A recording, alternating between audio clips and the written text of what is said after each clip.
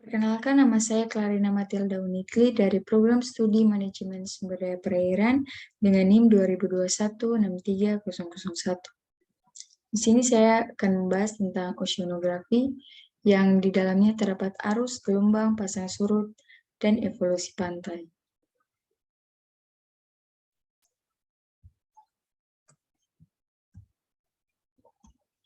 Yang pertama adalah arus lintas di Atlantik, Pasifik, dan Hindia. Arus dari Pasifik ke Hindia yang dikenal dengan Arlindo atau arus lintas Indonesia. Di Samudra Hindia, massa air ini bergabung dengan South Equatorial Current menuju ke barat sampai di sebelah timur Afrika. Kemudian pecah menjadi dua arus, yaitu arus Somali dan arus Mozambik. Arus Mozambik kemudian berlanjut menjadi arus Agulhas dan selanjutnya menjadi arus Benguela yang mengalir ke utara lewat sebelah barat Afrika. Arus Benguela bersama dengan South Equatorial Current menyeberangi ekuator bergabung dengan arus Antilles bersama Gulf Stream Air tersebut mengalir ke Atlantik Utara. Bagian terpenting dalam arus lintas adalah arus yang terus-menerus menuju ke timur lewat selatan Australia dengan masuk ke Samudra Pasifik.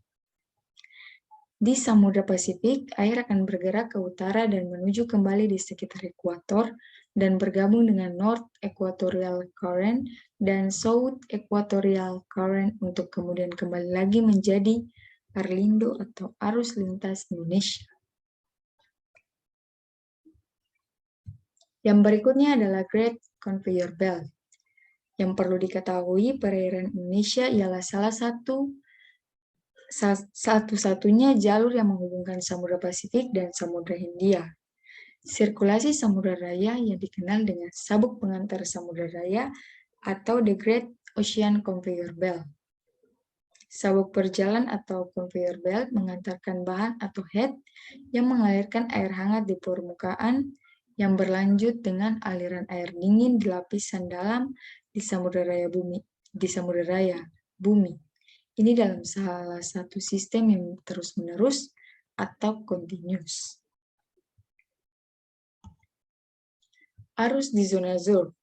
Yang perlu diketahui, zona ZORF adalah daerah antara gelombang pecah dan garis pantai ditandai dengan gelombang pecah dan penjalaran gelombang setelah pecah ke arah pantai. Arus yang ada di zona ZORF adalah rip current, di mana rip current adalah arus kuat dari arus laut yang bergerak menyapu dari pantai. Arus ini merupakan arus yang kuat karena dapat menyapu perenang yang terbilang kuat sekalipun.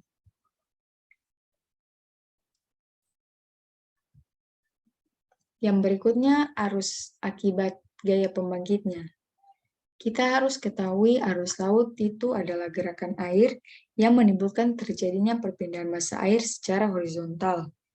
Berdasarkan pembangkit arus dibagi atas angin, arus, dan beberapa faktor, yaitu bentuk topografi dasar laut dan pulau sekitarnya, yang kedua gaya Coriolis dan arus Ekman, dan yang ketiga adalah densitas.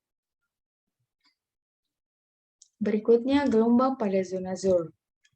Gelombang terbagi menjadi dua, yaitu gelombang laut dalam dan gelombang permukaan. Pada zona ZORF, terjadi angkutan sedimen karena arus sepanjang pantai dengan baik. Gelombang yang terjadi di laut pada umumnya tidak berpengaruh pada dasar laut dan sedimen yang terdapat di dalamnya. Sebaliknya, gelombang dekat pantai, terutama di daerah pecahan ombak atau zona ZORF, memiliki energi yang besar dan sangat berperan dalam pembentukan morfologi pantai. Berikutnya penjelasan tentang beberapa gelombang. Yang pertama, gelombang internal. Gelombang internal adalah suatu gelombang yang terjadi di bawah permukaan air laut. Gelombang ini muncul karena ada perbedaan rapat massa di setiap lapisan air laut. Salah satu gelombang internal yang memiliki sifat mempertahankan bentuk dan kecepatannya adalah gelombang soliter internal. Yang kedua ada gelombang Rossby. merupakan sebuah fenomena alam yang terjadi pada lapisan atmosfer yang dapat mengindikasikan adanya potensi berkumpulnya awan hujan dengan skala yang lebih luas. Nama gelombang ini diambil dari Carl Gustav Alfred Rossby. Gelombang ini terbentuk ketika udara di kutub bergerak menuju khatulistiwa dan bertemu dengan udara tropis yang bergerak ke arah kutub. Yang ketiga, gelombang Kelvin. Gelombang Kelvin adalah gelombang planeter atmosfer yang dibangkitkan oleh osilasi pada pola pemanasan konvektif skala luas di lapisan troposfer ekuatoria. Gelombang ini ditemukan oleh Wells dan Kowski. Gelombang ini diduga sebagai pemicu terjadinya fenomena MGO dan ikut berperan dalam proses pembangkitan fenomena KBO. Berikutnya adalah riwayat hidup gelombang. Perlu diketahui gelombang berasal dari angin yang bergerak di atas permukaan, serta dipengaruhi oleh gaya gravitasi bulan yang menciptakan gelombang. Gelombang terjadi karena beberapa faktor. Yang pertama, angin, di mana terdapat kecepatan angin, panjang atau jarak hembusan angin, waktu, dan di dalamnya terdapat lama hembusan. Yang kedua, ada geometri laut, di mana terdapat topografi atau profil laut dan bentuk pantai. Yang ketiga, gempa. Ini terjadi apabila adanya tsunami. Yang berikutnya adalah manfaat dari gelombang. Yang pertama, menjaga kestabilan suhu dan iklim dunia. Yang kedua, melalui permukaan ombak terjadi pertukaran gas. Yang ketiga, meningkatkan kemampuan adaptasi dan keanekaragaman makhluk hidup. Yang keempat, membantu terbentuk dan terjaganya pantai. Yang berikutnya adalah mekanisme pasang surut periode purnama. Pasang purnama terjadi ketika bumi, bulan, dan matahari berada dalam satu garis lurus. Pada saat itu akan dihasilkan pasang yang sangat tinggi dan surut yang sangat rendah. Pasang surut purnama terjadi pada saat bulan baru dan bulan purnama. Yang berikutnya adalah mekanisme pasang surut periode perbani. Pasang perbani terjadi ketika bumi, bulan, dan matahari membentuk surut tegak lurus. Pada saat itu akan dihasilkan pasang rendah dan surut yang tinggi. Pasang surut perbani terjadi saat bulan 1/4 dan 3/4.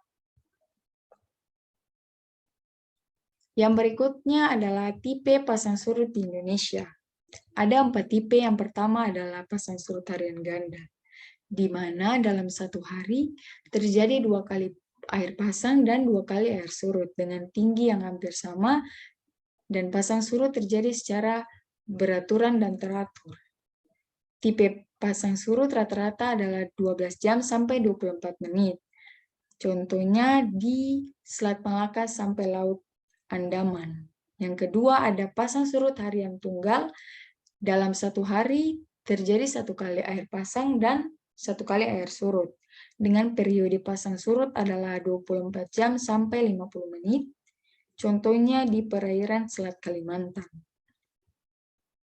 Yang berikutnya, yang ketiga, pasang surut campuran condong harian ganda.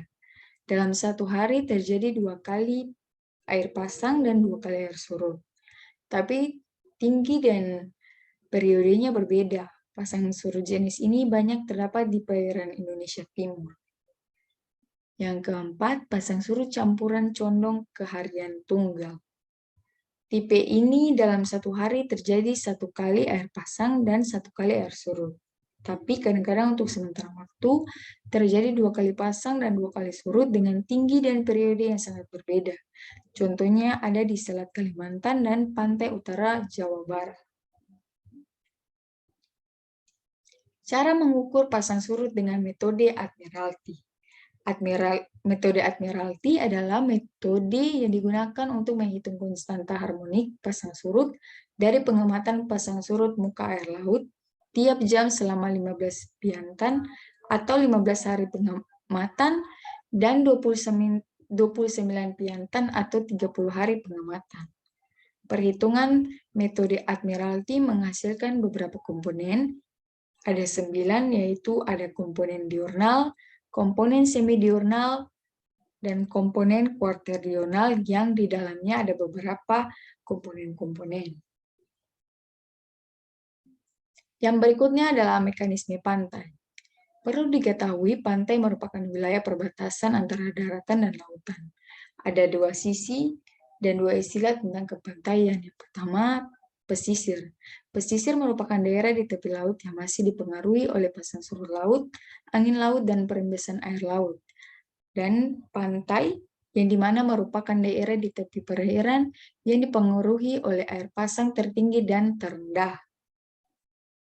Garis pantai adalah garis batas antara daratan dan air laut, di mana posisinya tidak tepat dan dapat berpindah sesuai dengan pasang surut air laut dan erosi pantai yang terjadi. Manfaat dari wilayah pantai adalah daerah yang sangat intensif dimanfaatkan untuk kegiatan manusia. Adanya kegiatan tersebut meningkatkan kebutuhan akan lahan, prasarana, dan sebagainya. Yang selanjutnya akan menimbulkan masalah-masalah baru, contohnya seperti erosi. Yang berikutnya adalah mekanisme evolusi pantai landai. Pantai landai adalah pantai yang cenderung memiliki bentuk yang landai. Bentuk permukaan dari setiap ujung pantai akan sama tanpa perubahan sedikit pun. Meski begitu, ada juga beberapa kawasan pantai landai yang tidak landai secara penuh. Kadang terdapat beberapa persyaratan untuk memperhatikan karakteristik pantai ini. Jenis pantai landai yang dapat kita temukan itu adalah pantai mangrove, pantai delta, dan juga pantai estuari. Yang berikutnya adalah mekanisme evolusi pantai curam. Pantai curam adalah sebuah kawasan pantai yang terdiri dari perbukitan, sehingga kita akan sangat sedikit menemukan bibir pantai. Mengenai pantai curam yang ada di Indonesia, kita bisa temukan di kawasan pantai selatan Pulau Jawa atau juga ada di beberapa kawasan pantai Pulau Bali. Pantai curam ini memiliki kemiringan 40-75 derajat dan lautnya cenderung dalam. Yang berikutnya adalah mekanisme pantai tebing. Pantai tebing biasa disebut dengan pantai flyse. Pada pantai bertebing dapat dibedakan menjadi dua, yaitu pantai bertebing terjal dan juga pantai bertebing bergantung. Penyebab dari pantai bertebing ini ada berbagai macam. Salah satunya penyebab utamanya terbentuk pantai ini adalah adanya endapan tebing yang terkikis karena abrasi. Hingga pada pantai bertebing ini, kadang kita masih dapat menemukan beberapa bagian yang memiliki pantai, namun ada juga sebagian yang tidak memiliki pantai berpasir. Kita masuk dalam terminologi pantai. Yang harus diketahui, pertama, terminologi merupakan ilmu tentang istilah-istilah perkataan untuk menjelaskan pengertian beberapa istilah. Daerah pantai menjadi batas antara daratan dan perairan laut. Panjang garis pantai diukur mengelilingi seluruh pantai yang merupakan daerah teritorial suatu negara. Jadi, terminologi pantai dijelaskan tentang istilah pantai. Seperti pantai adalah sebuah bentuk geografis yang terdiri dari pasir dan terdapat di daerah pesisir laut. Sekian dan terima kasih dari hasil presentasi saya.